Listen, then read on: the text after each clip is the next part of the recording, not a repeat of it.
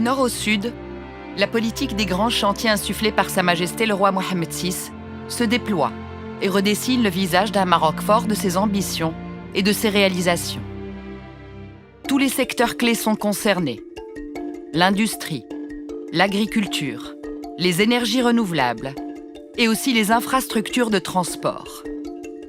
En effet, ici et là, des ports, des aéroports, des routes, des autoroutes voient le jour pour donner une impulsion sans précédent à la dynamique économique et sociale et renforcer la connectivité des territoires.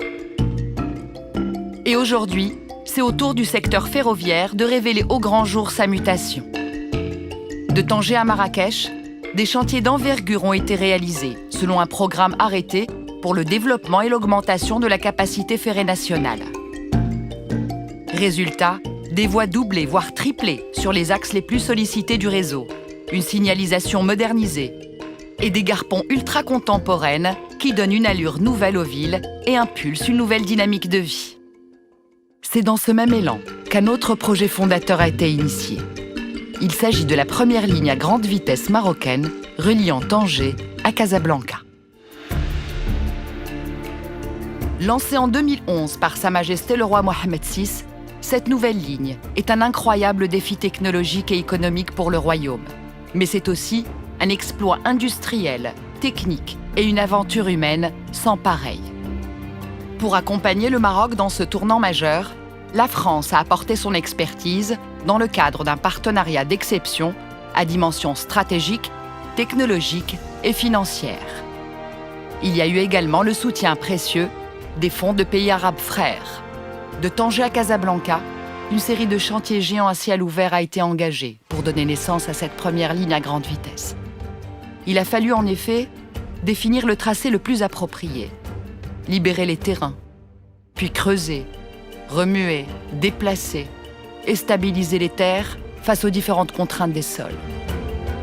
Puis construire et équiper sur les 200 km une ligne à double voie, apte à une vitesse commerciale de 320 km/h.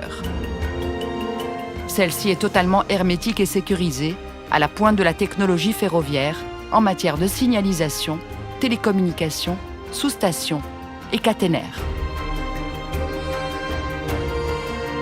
Ce sont des dizaines d'estacades, de ponts-routes, de ponts-rails, d'ouvrages hydrauliques et de viaducs qui ont redessiné le paysage.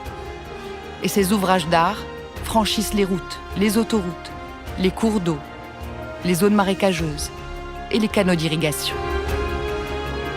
Et ceci dans le strict respect de l'environnement et avec un accompagnement social et sociétal des riverains à travers des actions concrètes et ciblées.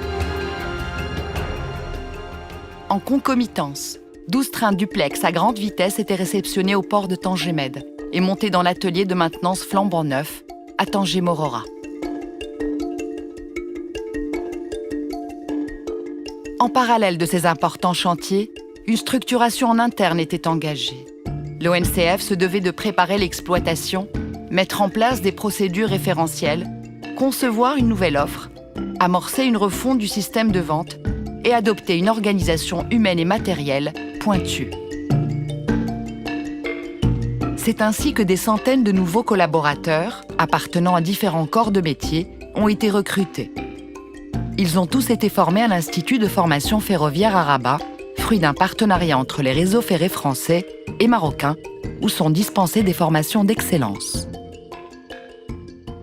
Baptisé Al-Boraq, le cheval ailé, le train grande vitesse va bientôt débuter sa course et révéler par la même occasion tout le chemin parcouru par le secteur ferroviaire pour inscrire le Maroc et les Marocains dans un temps nouveau. Car avec la mise en service de l'ensemble des projets de modernisation du réseau existant et l'entrée en exploitation d'Al-Boraq, c'est une nouvelle ère qui s'annonce, sous le signe de la mobilité durable et accessible à tous.